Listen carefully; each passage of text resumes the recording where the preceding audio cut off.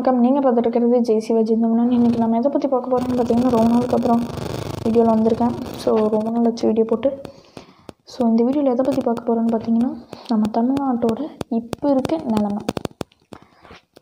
நம்ம கடந்த திராவிட ஆட்சியிலேருந்து ஒரு இதாக நம்மளுக்கு என்னென்ன கேடு நடக்குது அப்படிங்கிறது தான் நான் சொல்லிகிட்ருக்கேன். அதெல்லாம் புரிஞ்சு நீங்களும் அதுக்கு தகுந்த இது சப்போர்ட் எனக்கும் கொடுக்கணும். அதுக்காக தான் நான் இத்தனை அவேர்னஸ் வீடியோ உங்களுக்காக கொடுத்துக்கிட்டே இருக்கேன். இந்த ஃபெயிலியர்ஸ் ஆஃப் டிஎம்கேல ஏற்கனவே ஒரு வீடியோ பார்த்துருப்பீங்க. அது ஒரு அளவுக்கு வரவேற்பு உங்கள் மத்தியில் இருந்துச்சு. இந்த வீடியோவில் நம்ம எதை பற்றி பார்க்க போகிறோம்னு பார்த்தீங்கன்னா, நம்ம தமிழ்நாடு இன்றைக்கி எப்படி இருக்குது, இளைஞர் மத்தியிலையும் ஒரு மாணவர்கள் மத்தியிலையும் முதியோர்கள் மத்தியிலையும் எப்படி இருக்குது அப்படிங்கிறது தான் இந்த வீடியோவில் பற்றி நம்ம பார்க்க போகிறோம். ஃபுல்லாக இந்த வீடியோவில் எப்படின்னா, இன்றைக்கி தமிழ்நாட்டோட நிலைமை எப்படின்னா, ஒவ்வொரு இடத்துலையும் உங்கள் பக்கத்தாலேயும் என் பக்கத்தாலேயும் உங்கள் சரௌண்டிங்லேயும் என் சரௌண்டிங் ஒரு ஆளாவது போதைப் பொருளுக்கு அடிமையாக தான் இருக்காங்க. அது இன்றைய திராவிட மாடல் ஆட்சியில் அதிகமாக இருக்குது. அதுக்கு எடுத்துக்காட்டாக நம்ம சொல்லப்போனால், இன்றைக்கி ஸ்கூல்லேயே நிறைய இதெல்லாம் வந்துருச்சு. இதுக்கு காரணம் அதெல்லாம் தடை செய்யப்பட்ட பொருள்கள் தான், ஆனாலும் விற்கிறாங்க. எப்படி இத்தனை போலீஸ் இருக்காங்கன்னு சொல்கிறாங்க, அருமையான போலீஸ் இருக்கிறாங்க, நாட்டிலே நம்பர் 1 மாநிலங்கிறாங்க. அப்படி இருக்கிற ஒரு நாட்டில் எப்படி இந்த விஷயம் நடக்குது சொல்லுங்கள். இன்னொரு கேட்டகரி இது எப்படின்னா, கேரளாவில் டேம் கட்டுறாங்க. அதுக்கு கன்னியாகுமரியில் இருக்க மலைகளெல்லாம் ஏன் இடிக்கணும்? பொருள் இல்லை. இது நம்ம டேம் கட்டுறோன்னா கேரளாக்காரனோட இடிச்சு அவன் சும்மா இருப்பானா? அதே மாதிரி தான் நம்மளும் கேட்கணும். ஆனால் இதுக்கு தமிழ்நாடு அரசு பதில் சொல்லாது. பாயிண்ட் நோட் பண்ணிக்கோங்க.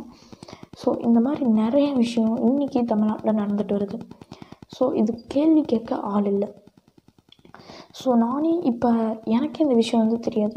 நானே யூடியூப்பில் பார்க்கும்போது தான், ஷார்ட்ஸில் வந்தது தான் நான் இன்றைக்கி உங்கள்கிட்ட சொல்கிறேன். சின்ன வீடியோவாக இருந்தாலும் பெரிய வீடியோ இருந்தாலும் என்னால் முடிஞ்ச அளவுக்கு உங்கள்கிட்ட நான் பரப்பணும். உங்களுக்கு தெரியுதோ தெரியலையோ, ஆனால் இதை பற்றி தெரிஞ்சுக்கோங்க. இந்த ட்ரக் அப்யூஸ் எந்த அளவுக்கு அதிகமாக இருக்குதுன்னு பாருங்கள்.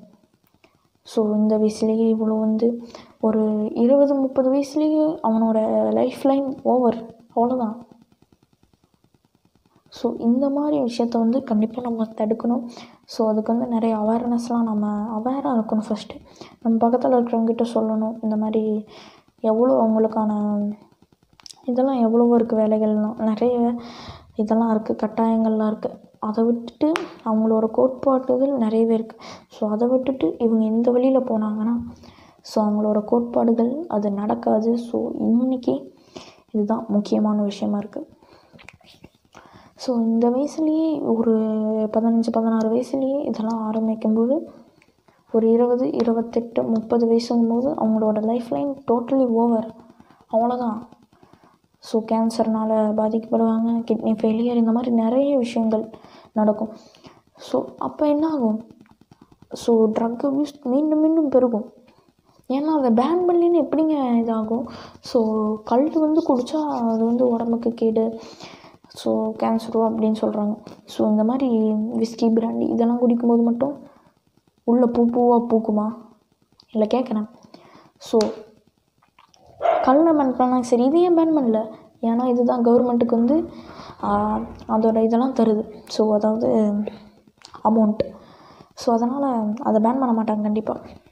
கண்டிப்பாக இதை பேன் பண்ணுறதுக்கான மக்கள் எல்லோரும் போராட்டம் பண்ணால் தான், மக்கள் களத்தில் இறங்கினா தான் இது ஒரு முடிவுக்கு வரும். சொல்லப்போனால் நான் இவ்வளோ கஷ்டப்பட்டு ஏன் வீடியோ பண்ணேன், எனக்கு ஏதாவது இது இருக்கா? நம்ம சமுதாயம் நல்லா இருக்கணும்னா நாம் தான் மெனக்கெட்டு பாடுபட்டு ஒரு உழைச்சாதான் அந்த இது நம்மளுக்கு கரெக்டான இதில் கிடைக்கும். இங்கே வைக்கிறது, இங்கே இப்போ இருக்கிறது எதுக்கு? இந்த வயசுலேயே அதில் என்ன கிடைக்குது? அதில் நீ 50 ரூபா போடுற, 100 ரூபா போடுற செலவு பண்ணி அந்த 80 ரூபாய்க்கு 100 ரூபாய்க்கு உன்னுடைய ஒரு அன்றாட வாழ்க்கைக்கு தேவையான உணவு, துணி அதெல்லாம் சேர்த்து வச்சாலே போதும். நீ அடுத்த 1 மாதத்துலேயே நீ லட்சாதிபதி. ஸோ பார்க்குறவன் நினைப்பான் அதுதான் ட்ரக் அப்யூஸராக இருந்தாருன்னா நினைப்பான், போதைப்பொருள் பயன்படுத்துகிறான்னு இருந்தால் கேட்பான், அந்த 80 ரூபாயில் நான் என்னடா பண்ண போகிறேன் அப்படின்னு. அந்த 80 ரூபா தான்டா உன் சொத்தை நீ சேர்க்க போகிற அப்படின்னு சொன்னால் கேட்க மாட்டான். ஏன்னா அவன் அதில் பழகிட்டான். ஸோ இன்றைக்கி ஒரு 15 வயசு பையனை போய் கேளுங்க, நீ போடுவியான்னு கேளுங்க, வெப்பனா தலகாணியா அப்படின்னு கேட்பான், இருக்கான் அப்படின்னு கேட்பான், இப்படி இழுப்பான். நம்ம தலைமுறை எந்த வழியில் போயிட்டுருக்கு சொல்லுங்கள். இன்றைக்கி சொல்கிறாங்க ஸ்கூலில் பிடிக்கிறாங்களாமா, முடி வெட்டுறதுக்கு பிடிக்கிறாங்க, துணிக்கு பிடிக்கிறாங்க அப்படின்னு சொல்கிறாங்க. முடி வெட்டுற துணியெல்லாம் அது என்ன, முடி வெட்டுற துணிக்கு பிடிக்கிறாங்க, அது ஏன் இங்கே வைக்கிறது அதுக்கெல்லாம் பிடிக்க மாட்டேறாங்க. ஸோ இதுக்கு தான் இந்த வீடியோவை எல்லாத்துக்கும் ஷேர் பண்ணுங்கள். மறக்காமல் நம்ம சேனலில் லைக் பண்ணிட்டு சப்ஸ்கிரைப் பண்ணிடுங்க. ஸோ இன்னொரு வீடியோவில் பார்க்கலாம். நல்ல வீடியோவாக நல்ல கண்டென்ட்டாக பயங்கரமாக வரும். ஸோ தேங்க்யூ, பாய்.